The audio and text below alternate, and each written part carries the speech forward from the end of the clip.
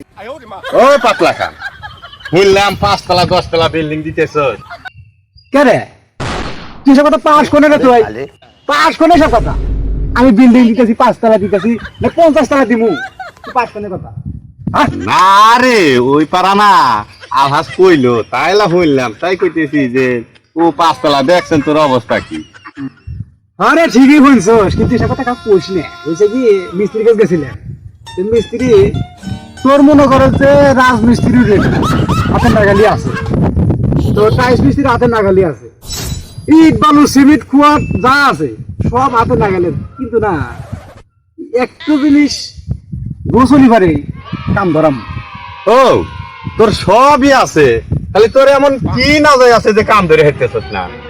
কে রে সবই বোঝর তুই মহানে বুকে বইরা তাও বোঝর